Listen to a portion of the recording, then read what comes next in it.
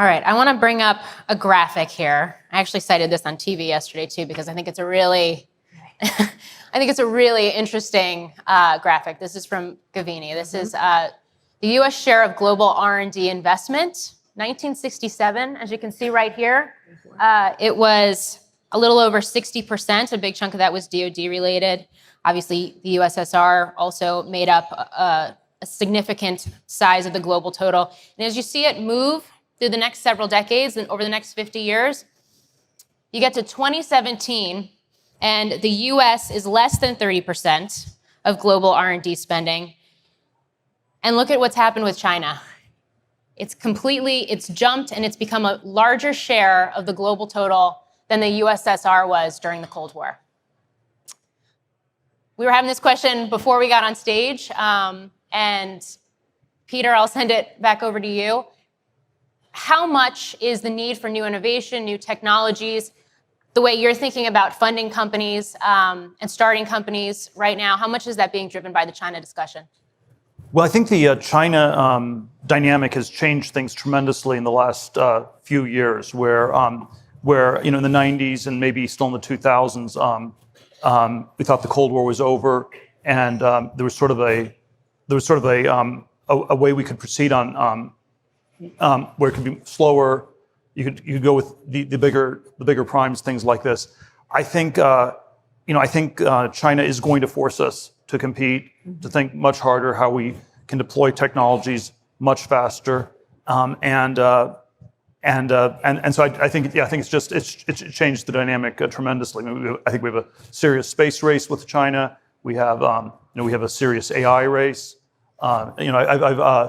I've complained in the past about Google's what I think very problematic decision to pull out on the Project Maven, the AI project with the U.S. military, and to continue to work with China, which I think is sort of a shocking, unprecedented thing for a major American company not to work with the U.S., but indirectly to work with our geopolitical rivals' military. But I think sort of the silver lining of the Maven controversy is that it tells us that AI is a military technology, or at least it's a dual-use technology.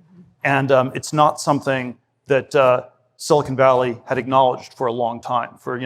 And I think it's sort of very different when you think about the debate we had about nuclear weapons in the 1940s, where it was clear it was dual use, and you had a debate, and there were scientists like Oppenheimer who were against, and Teller were in favor, and you had sort of a debate.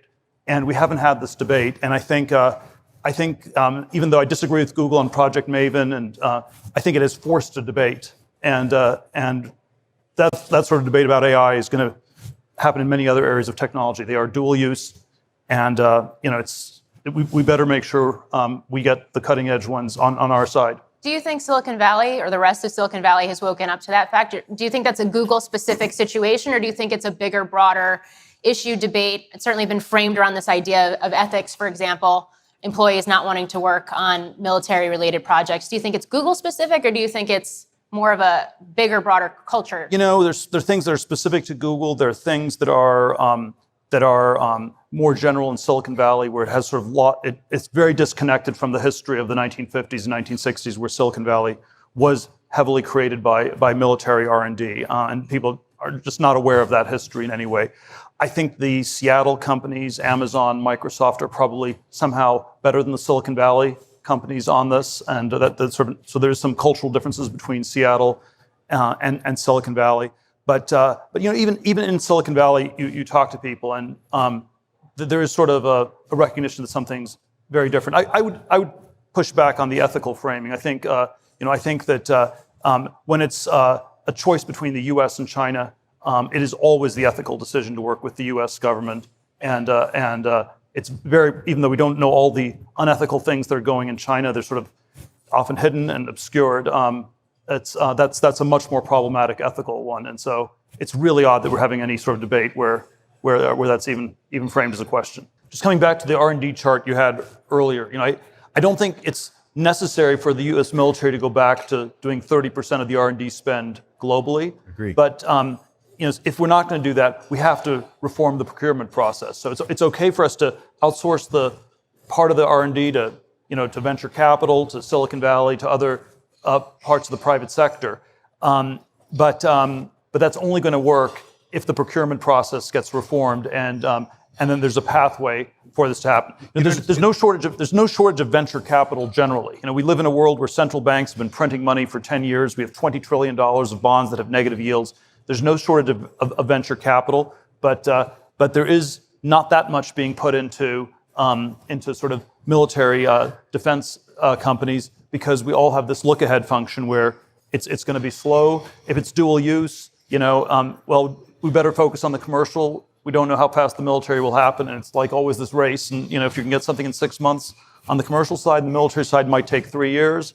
Even if you get it down to 2 years, you're still going to focus on the commercial side. And so there's all. So I think Silicon Valley, it's not just ideological or myopic. There is a certain part of it where it's a rational look-ahead function that people have.